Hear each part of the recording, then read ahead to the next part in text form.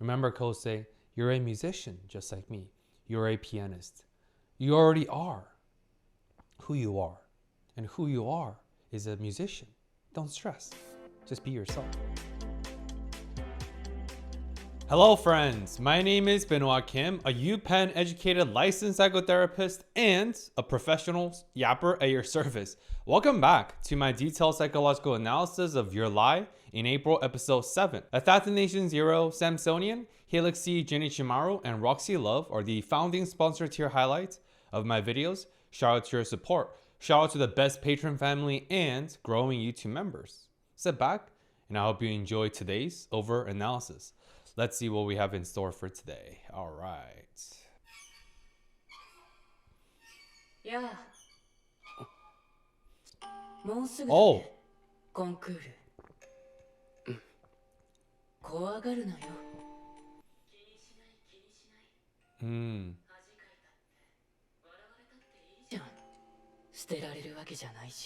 It sounds like they're going to abandon you. Is that his voice? Sounds more mature.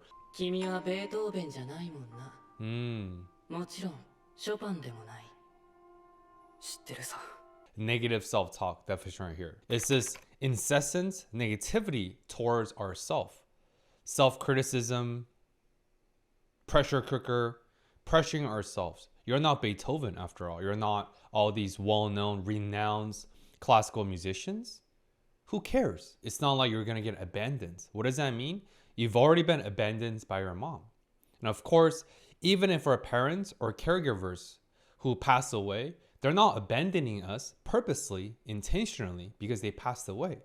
But the impact, it's as if we've been abandoned by our caregivers, adults who come before us. So I wonder this is a deeper and a new revealed layer with his ongoing trauma, his own struggle with his mother. In addition to all the abuses that I talked about, but he also feels abandoned.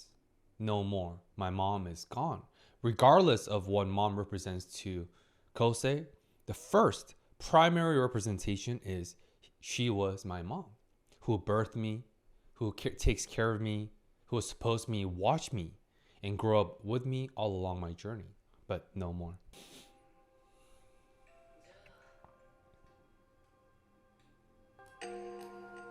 Who are you? Where are you?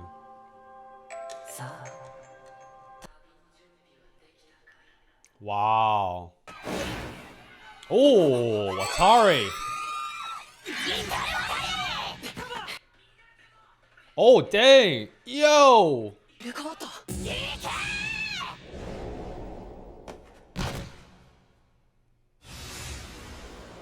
Oh, dang, that corner shot.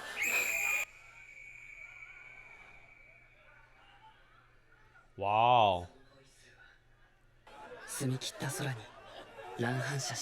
So it was a tie? They didn't win? Oh no. So this is the ongoing tournaments that the last episode was about. But here, Watari also lost, the soccer captain. So we'll see. Oh man, put in so much effort.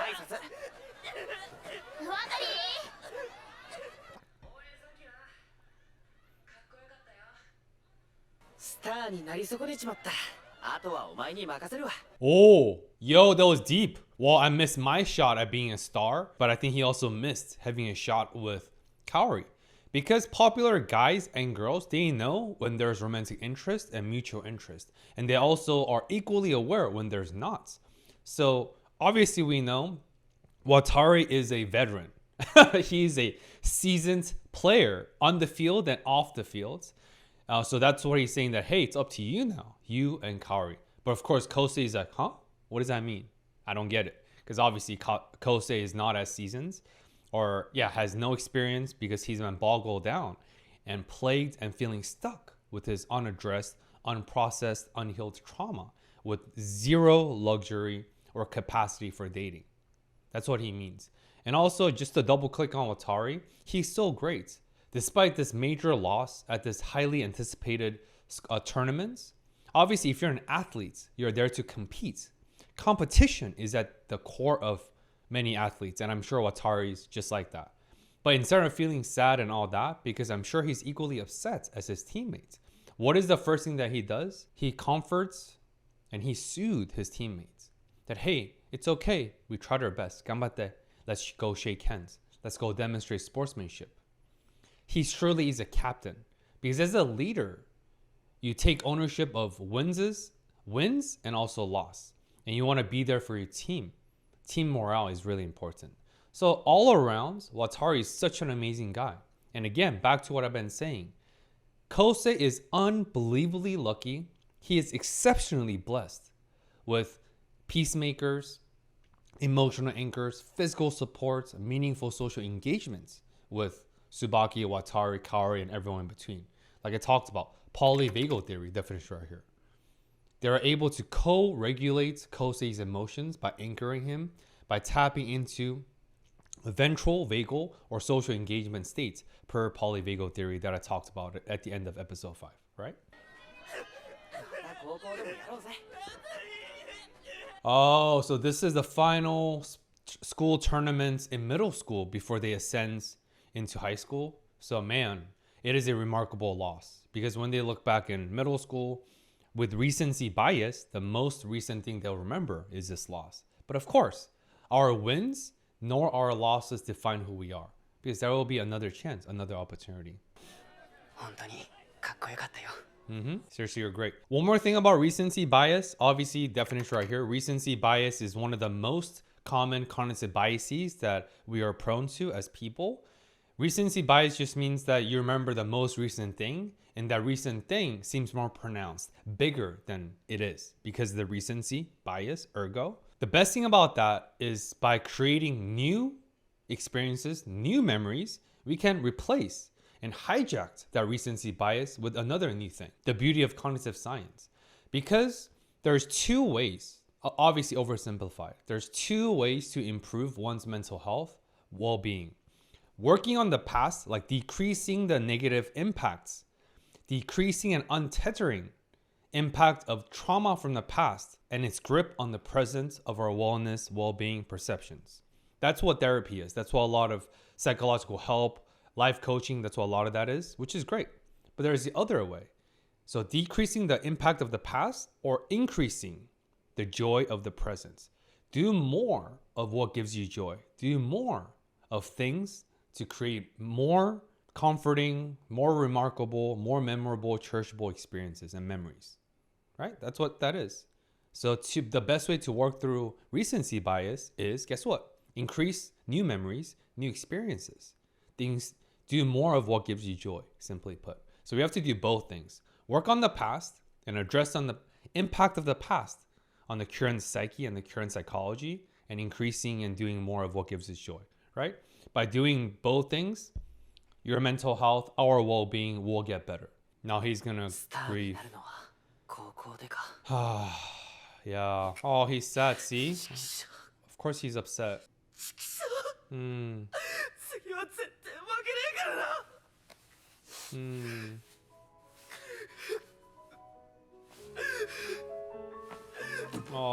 Oh, with beautiful background music, and Watari's a great guy. Again, I think he's saying there's two levels to what he's saying. I'm not going to lose on the soccer field or off the soccer field. And obviously off the soccer field is pertaining to Kosei and Kaori, I think.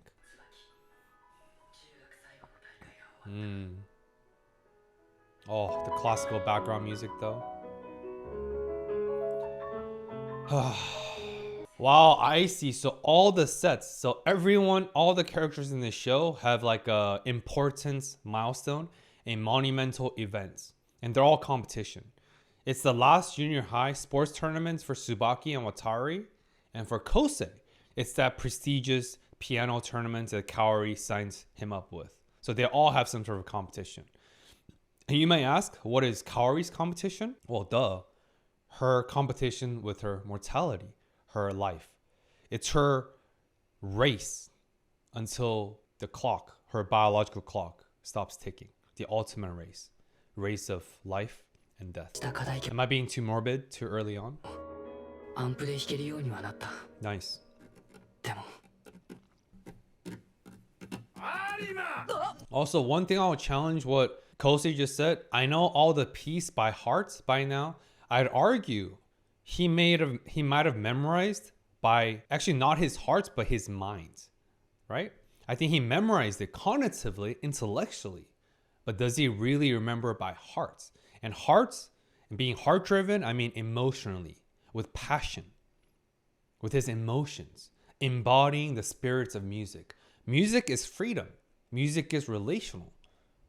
And relationship and freedom is not an intellectual thing. It's not a cognitive understanding. You have to live it out. You have to embody the spirits of music, just like Kaori.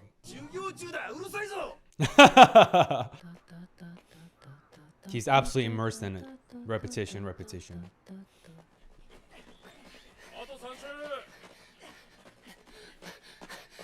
渡りや椿は輝いていた。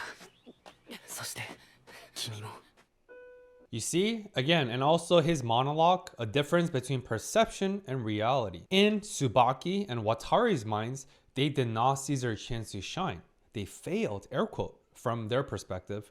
They lost. And losing is the ultimate defeat for athletes.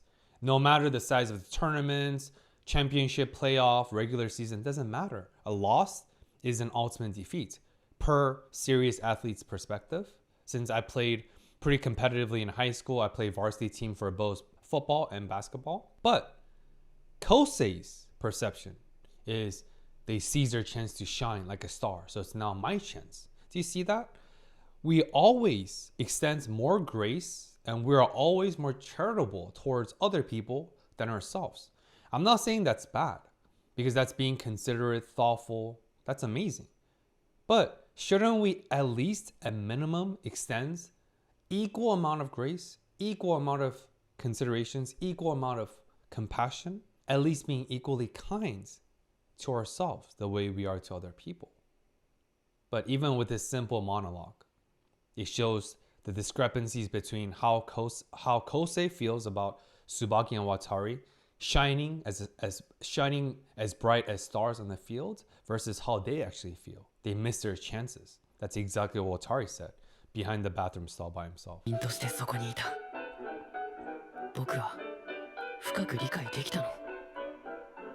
ショパンを自分のものにできたのか。不明をなぞった音楽の中に。僕がいるのか。ここのどこに君がいるの？ Oh, where are you in all this? わからない。誰か水。 Obviously, again, he's beloved. All the PE class, came rushing over. He's literally just laying there, face palming, literally face palming on the ground, right? He's kissing the ground. People think he's dehydrated because the heat, exhaustion. But we know as the audience, he's just distracted. He's disconnected from the reality of PE class running, face palming on the ground to conversing with the black cat or talking to himself, still pondering, wondering, who am I? Where am I? Am I really ready to embody the spirits of a true musician? わからない。わからない。 He literally didn't move. He didn't even flinch. Tsubaki running to the... Oh, Kaori! Friend A!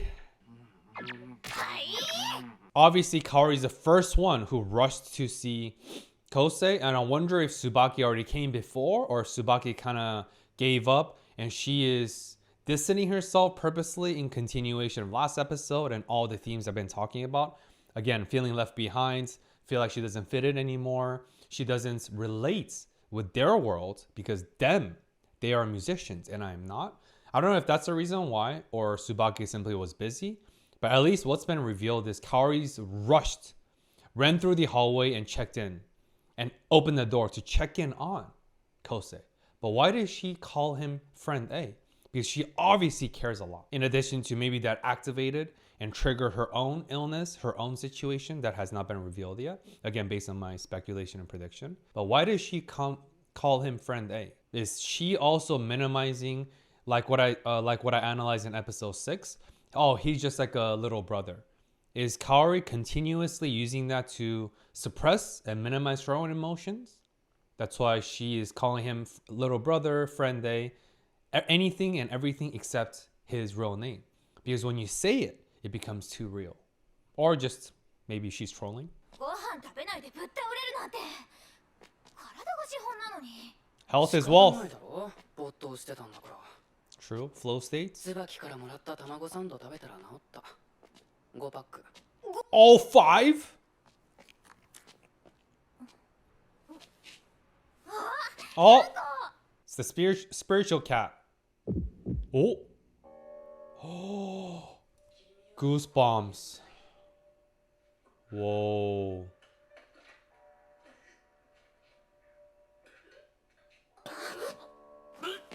大丈夫近くに公園あるから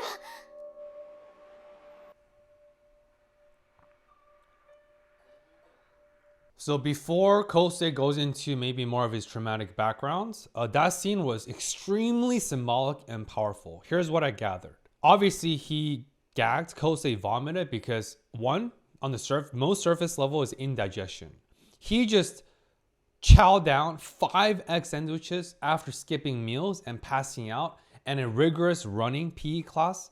So of course, it was too much physically for him to bear. So he vomited, so indigestion. That's easy, right? But here's a deeper level. What we just witnessed is such a apt, beautiful portrayal of how our brains process trauma. So I like to introduce like one neuroscience topic in each episode if it's applicable and if there's a concept. And here is the one neuroscience topic I want to share, tying into mental health and psychology. Again, this is not I'm not a professor, right? We don't have to go too nerdy into this, but I do think this will be a valuable and helpful information for all of us. So I want you to focus on 3 concepts in terms of how our brains process trauma and why, when we have unaddressed, unprocessed trauma, when we get activated, when we get re-traumatized by that event that we call trauma of the past that we haven't processed and healed yet, this is the reason why it feels like the trauma is happening now. The trauma is happening again. We are reliving the trauma when we have not healed through yet. And this is the reason why. So there's 3 important components in our brains: hippocampus, prefrontal cortex, and amygdala, right? So let's start with amygdala. So amygdala is, generally speaking, we call that the fear center. When we enter fight or flight, freeze, right? When we get scared, anxious, afraid, when our brains, with our evolutionarily adapted traits, indicate that there's threat, danger, hippocampus goes overactive, gets into overdrive, and goes online. So when our fear center, hippocampus that controls our fear, paralyzes us, goes online, and enters a overactive hyperdrive, what happens? To our second component, prefrontal cortex. And look at all the definitions right here. And look at the diagram here. Might be very helpful in terms of how these 3 components are all interactive and interplay with each other. Prefrontal cortex, or PFC, is the executive control center. That's our rational or thinking brain. Prefrontal cortex is what we use to regulate our emotions, our thought process, so we can keep living, we don't get paralyzed, right? But here's the tricky part. When hippocampus, fear center, goes into hyperdrive, do you know what goes offline? When hippocampus goes online, fear center gets activated, our thinking part of our brain, prefrontal cortex, goes offline. What does that mean? The first thing that goes offline when we're scared, when we're afraid, is our thinking brain. We cannot think properly when we're scared. That's where that saying comes from. What was I thinking? Oh my gosh, my mind went blank. My mind went blank. We've said that before, right? I mean, we've heard that before when we're scared. Could be a cockroach, could be a freaking rat that's the size of I don't know, dude, like a cat, since that's very common in Los Angeles and K-Town area. Wretch, where the wretch?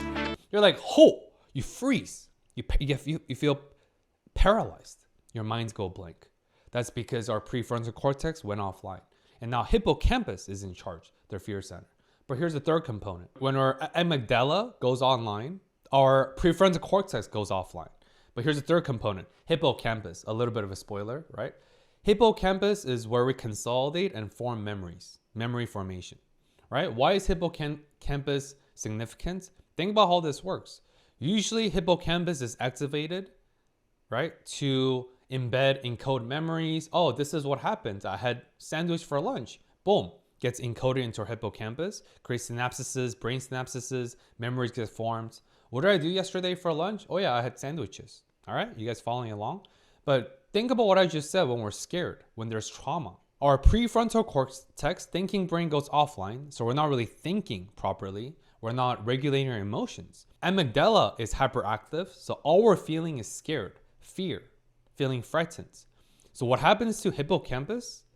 The fear, feeling of being terrified, feeling of feeling unsafe, feeling of being afraid gets encoded directly to hippocampus. But usually prefrontal cortex should have been filtering through our experiences before getting encoded into hippocampus. But now the feeling of fear gets directly translated to hippocampus. Why? Because prefrontal cortex is offline. It's inactive. So let me wrap this up. That was a little bit wordy. What does that mean?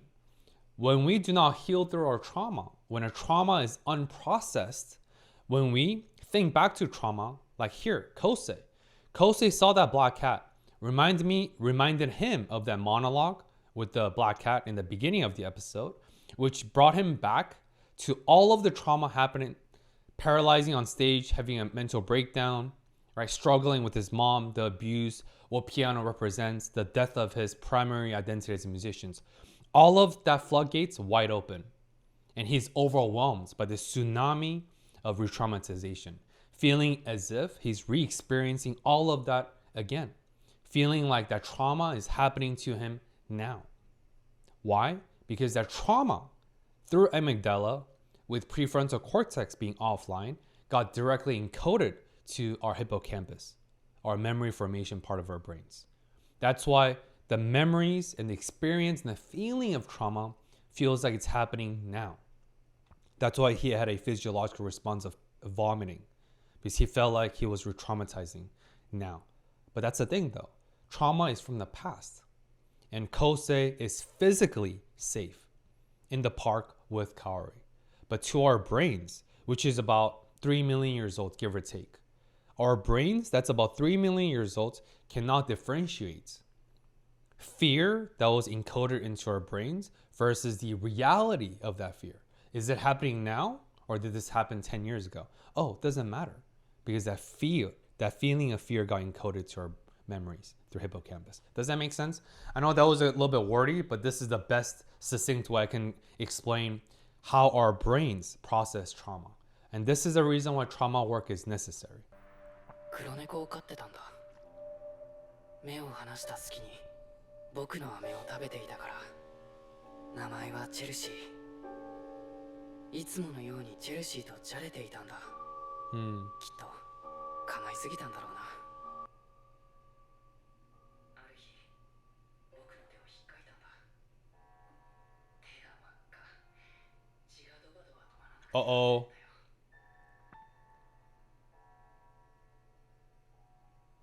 I mean, cats be cats. 母親が捨てに行ったよ。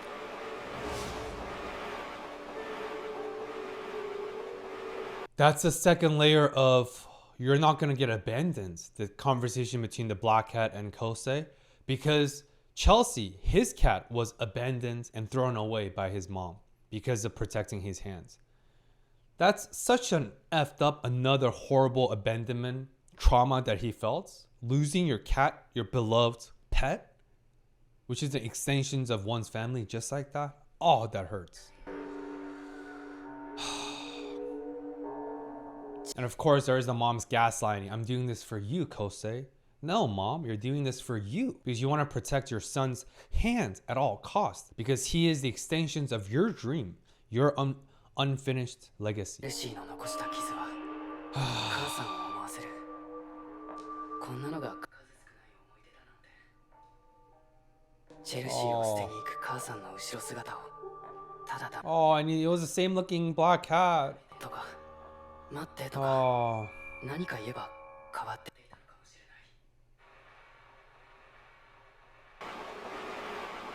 You see, that's exactly what I just said with how Kosei's brain processed trauma when he saw that black cat. He felt as if the mom forcibly took away his cat Chelsea again, and by getting rid of his beloved Chelsea right before his eyes. Although that black cat was not Chelsea, and this happened years ago, but to his brain, all that trauma was encoded into his hippocampus, right?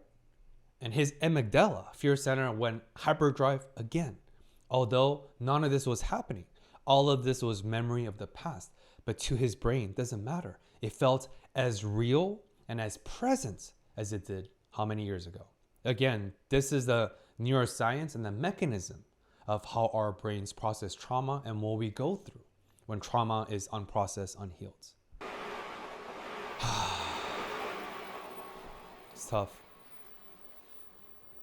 あの日から僕は母さんの影の中に。 That was the beginning, huh? 卵サンドが好き。モーモー印の牛乳も好き。意外にも甘いものも好き。運動は苦手。ちゃんに頭が上がらなくて。 Hold on, why is Kaori just going to his character audit, character analysis? モテるあたりか。 Oh yeah, I bet she's talking about all the character defects or the things, his Erical weaknesses before, I guess, praising him and setting him up. Despite all these X, Y, and Z that you're not good at, you're actually amazing, wholesome, beautiful, resilient. That's my ちょっ guess. と羨ましい。 Chick magnet, but 君はお母さんの影なんかじゃないよ。君は君だよ。君らしくなんて曖昧なものじゃない。何やったって変わったって関係ない。君はどうせ君だよ。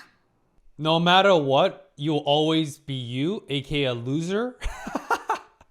You're jealous of Atari, the chick magnet. You're not athletic. You suck at sports. You're clumsy. You're X, Y, and Z. Like, dude, you could have said some nice things about Kosei, but you're like, you are you. It's not that hard to define you. What are the things that define you? All the negative things that I just talked about you. It's like, bro, I mean, obviously I see where she's going. Man, good relief. Of course she's smiling. And he gets it. Kosei gets it. ヨーロッパに生まれてないし、変な髪型でもないもん。私たちはショパンじゃないもん。君の人生でありったけの君で真摯に弾けばいいんだよ。君は時々すごくいいことを言う。 You really have a way with words? Bro, she just literally just put you down. But obviously, all that was packaged with this intention like, dude, don't take it too seriously. Right? Don't take yourself too seriously. Life is serious enough. Your trauma, your backgrounds, all that stuff you shared is difficult enough. You have enough baggages. So why self-inflict yourself with more baggages? That's what Kaori's saying. Like, take it easy, dude. Like, chill. It's not that deep. It's not the Pacific Ocean, right? It's not that deep. You're not Beethoven. You did not born in Europe with that weirdo hair. Chill. Just try your best. All right? So obviously it's working. And because, again, and obviously the deepest layer is Kaori is very sharp and very astute. She picked up that vomit, cat experiences, Chelsea story. All of that is simply the byproduct, a symptom of a deeper issue. Kosei is terrified and super nervous about his competition, his debut, after being dormant for the last 2 years. Just ganbatte, play your best.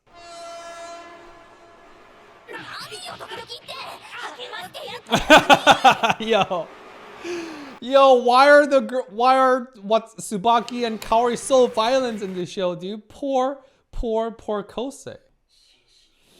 Shinshi, that's in Korean. Shinshi's in Japanese, I guess.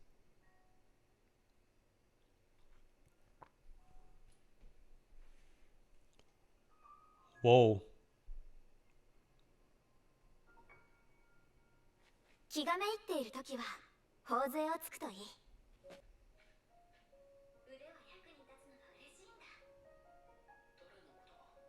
Me? Oh, Charlie Brown. 大きくて節くれだった手、ピアニストの手だ。 Mm. ほら、やっぱり Aww. 私に触れて喜んでから。 Ah. 悩んで迷って苦しんでたどり着いた答えは笑っちゃうくらいシンプルで。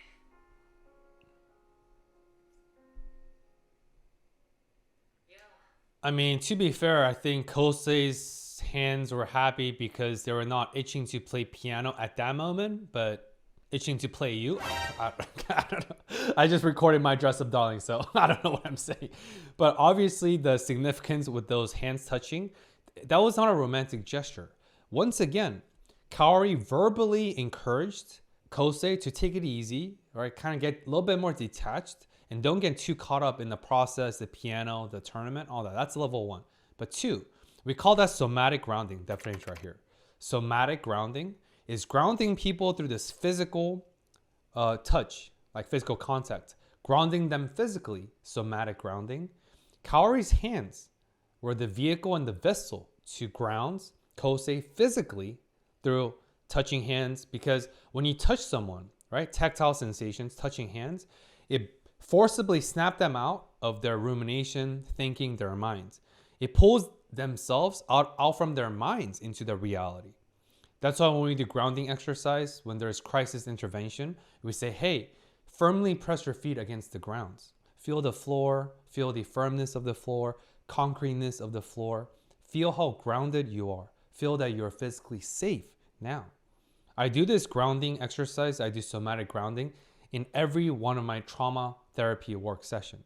Because like I said, unprocessed trauma makes us feel like we are re-experiencing trauma now, which makes us feel emotionally, psychologically, and physically unsafe. That's why we ground them physically by reminding them that, hey, you may feel like trauma is happening to you because of hippocampus and amygdala, but hey, actually, let's bring back your prefrontal cortex. Let's make sure your prefrontal cortex is reactivated and goes back online to remind you that, hey, you're here. I'm here with you. Feel the ground, feel the floor, feel the carpet. That's what Kaori just did.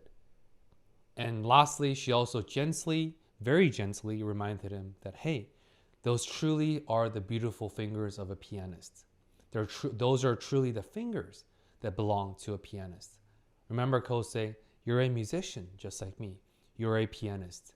You already are who you are. And who you are is a musician. Don't stress.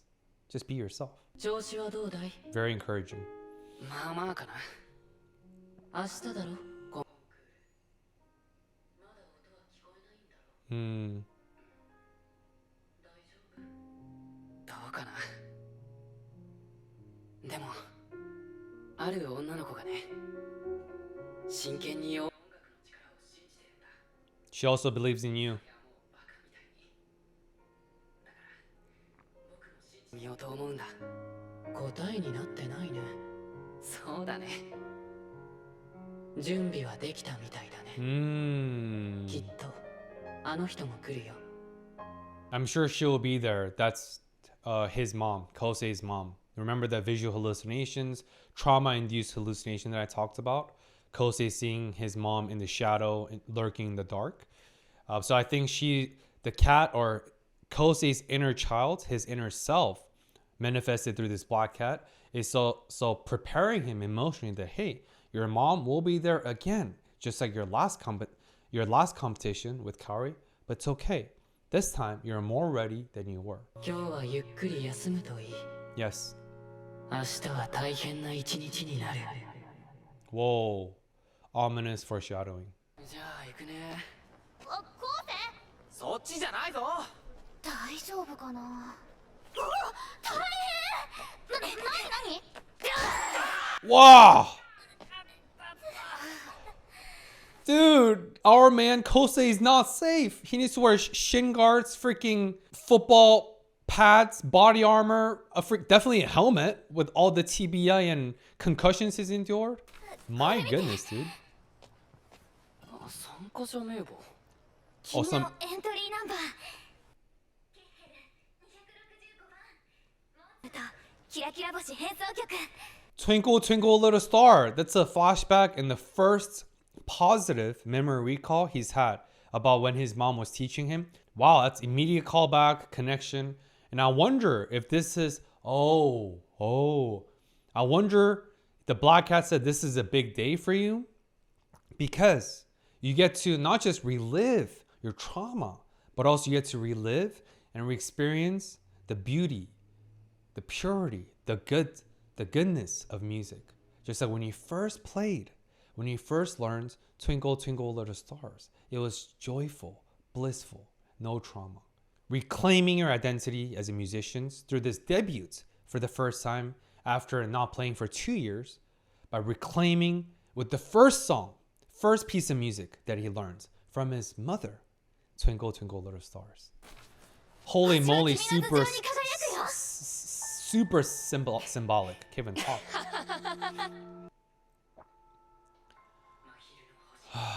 Stars in broad daylight.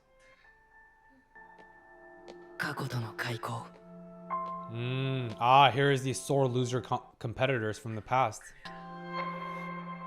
始まる Yep. So this is the first step of Kosei reclaiming his past and transforming and flipping on its head.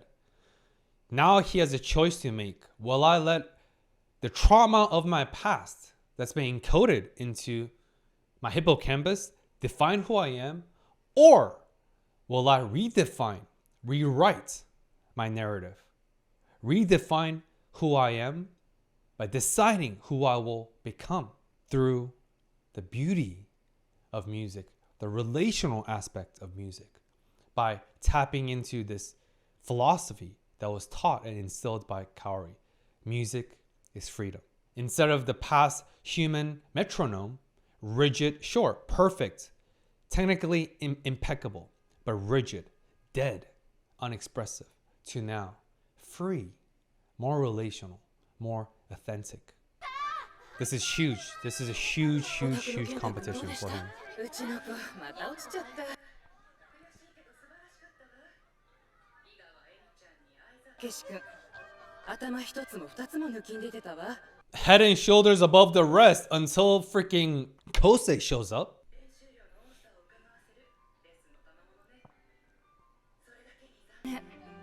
より有馬君が際立っちゃまた有馬 Ah. 君の引き立て役ね Oh, so these are memories of the past. Okay, so a lot of flashback, a lot of memories.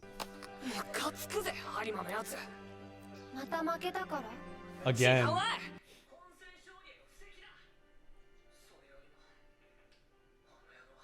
当然のように結果も見ないで帰りやがった Dang, he doesn't even look at the results before he goes home. That confidence. But of course, it's not confidence. Do you know why Kosei doesn't look at the scores before he goes home? Because he's been playing as a walking dead, a musical zombie, playing for the sake of his mom. No love, no passion, no excitement. Will zombies care about competitions or scores or rating? No, they're zombies. They're a living dead. That's what I really think means why Kosei never looked at the score. 喜びやがれってんだそれはそれでムカつく Even that pisses me off. At least look happy. Do zombies look happy? No, because they're walking dead. That's why Kosei didn't care. That's apathy and clinical depression manifesting. あいつは興味ないのよ他の人にも私たちにも He's not interested in people around him. There's a level deeper. He's not even interested in himself. How can you care about other people if you don't even care about yourself? Again, apathy, depression, feeling of despair.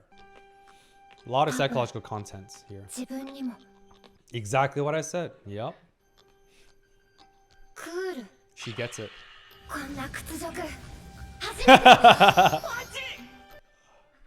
関心がないのなら力ずくでこっちを振り向けてやる気にさせてやる Here they are. 少し大人になったでも変わんねえイラつく黒縁メガネ変わんねえ有馬 Yo, look at this. Do you see that imagery, that pause scene?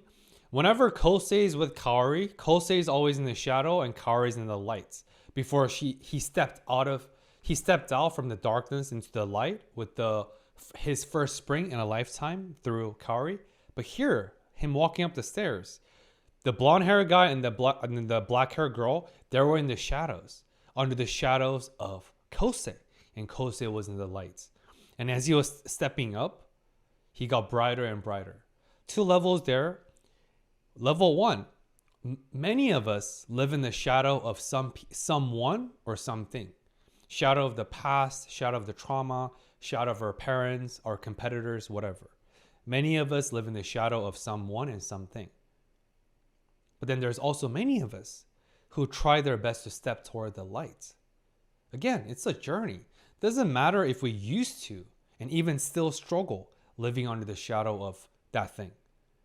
But we can all make a choice. We all have a choice and a capacity to step into the light, just like Kosei. 久しぶり Nice. どうも有馬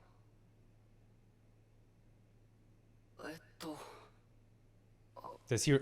Oh, Kosei doesn't remember who they are. Oh man, that's humiliating. Oh, that's a tough pill to swallow. どちら様でした？ Yo, oh my gosh. Obviously, he's not saying that from a place of arrogance. I don't know what those 2 people took away from that, but obviously that's a depiction of his apathy, his life, his musical career as a walking zombie, a living dead. とんでもない。一次予選では上々の入りよ。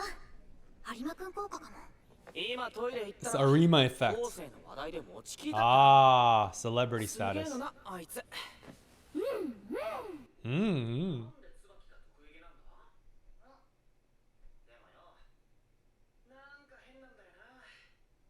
また得意の超絶技巧か？譜面通り母親の言う通り、ひぎマリオネット奏法。後世って The secret marionette technique by his mom. Wow. And it's not hatred, it's jealousy, envy. やわれてんの？ They big mad because they big jealous. 譜面通り、作曲者の指示通り弾く。これってすごいことなんだ。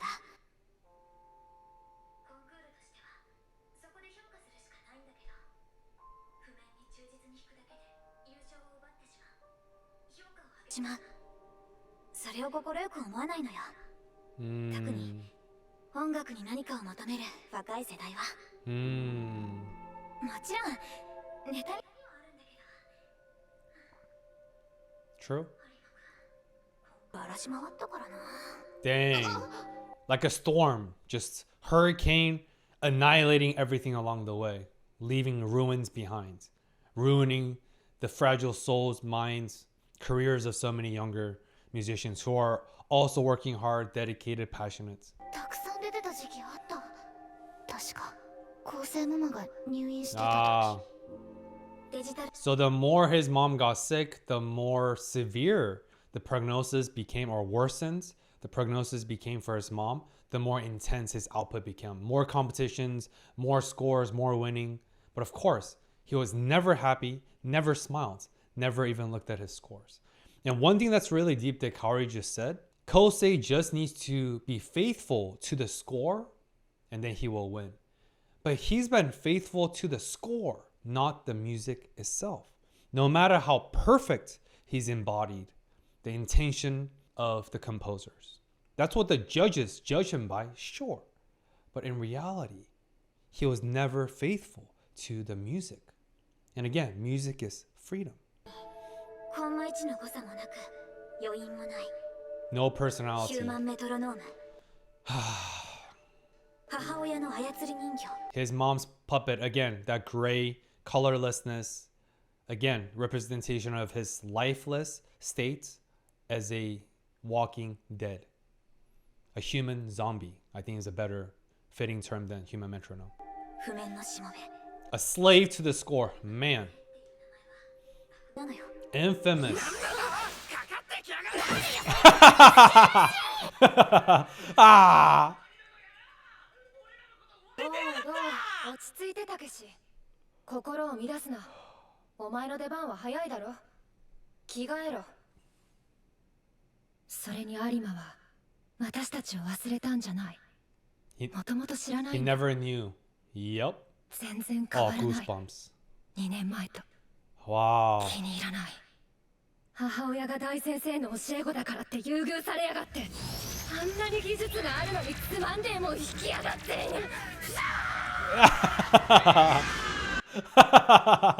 これより審査を開始いたします。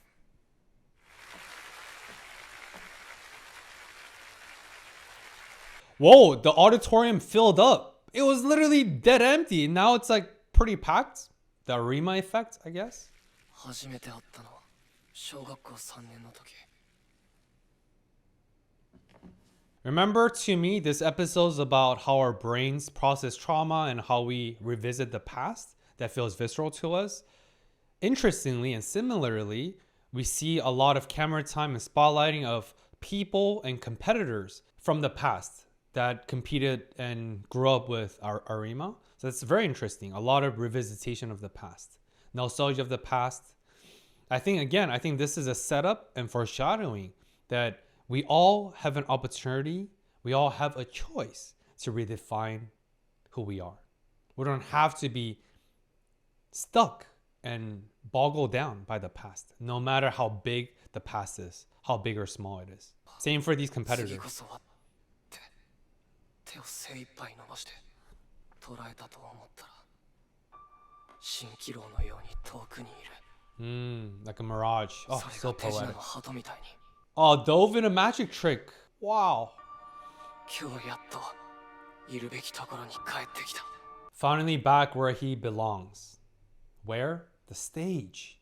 Sharing and playing music. Even though they're competitors, they feel jealous and all that, they're angry, all that. Despite all that, one, they're still middle schoolers, so they're still innocent. And two, everyone but Kosei recognize who he is. Who are you? Who am I? You're a freaking musician. Play your piano. Come on. 2年 Let's go. この日を待ってた。 See, everyone. いよいよ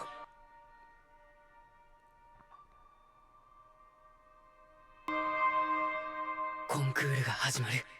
3番川中優子さん準備お願いします。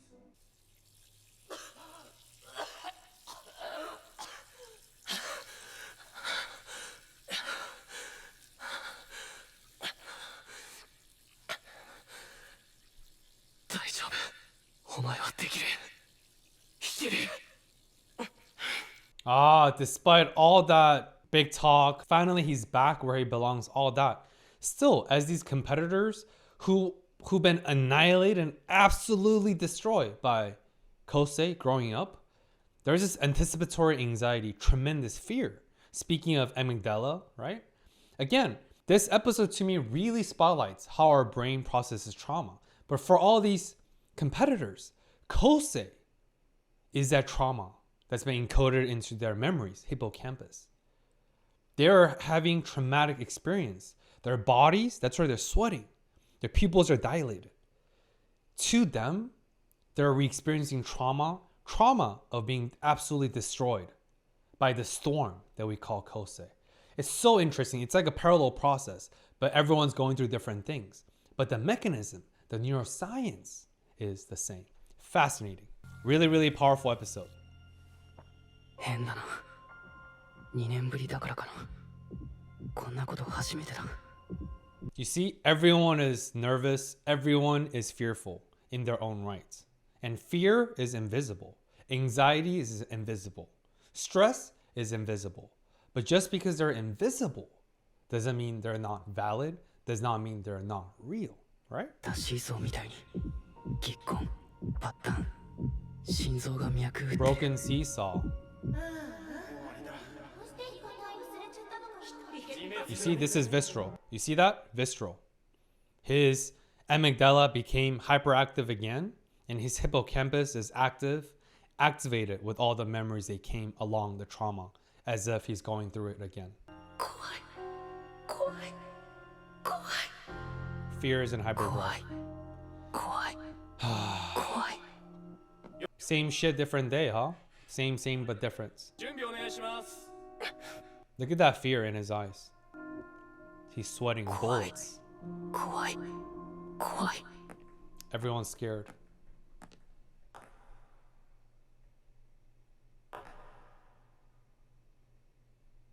Nice hair though.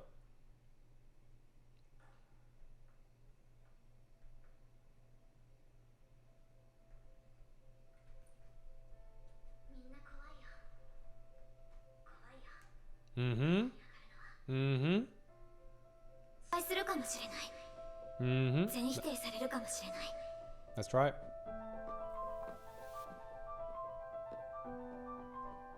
それでも歯を食いしばって Mm. 舞台に上がる。 That's right. When Aizma walked out of the bathroom, he became more stoic, more confident, more upright. No matter if that's a facade or not, doesn't matter because it's game time. But the narration of Kaori reminded all of us and Kosei that fear is universal. Fear is the human's primary response. Fear is the first emotion, first instinct all humans, all animals are born with. Why? Without fear, we will not have survived. Fear keeps us alive. Of course, too much of it can be paralyzing and cause impairments. But fear is necessary.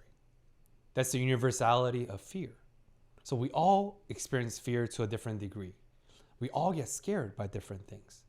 But at the end of the day, when push comes to shove, when our backs are against the corner, can we stand up? Can we show up for ourselves? And I think we all can. Maybe with a little bit of support here and there, but we all have the capacity to stand up, get up, show up for ourselves when it really counts. Just like Aizma, right?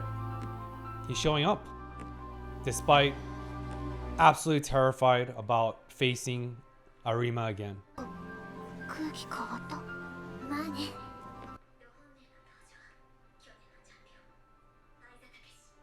Or Aiza. 本物が聞ける。ショパンエチュード作品10の4。 You think Aiza's spiky hair makes him play better? Oh, unbutton. Let's go. Oh, goosebumps. The anticipation. ドイツには行きません。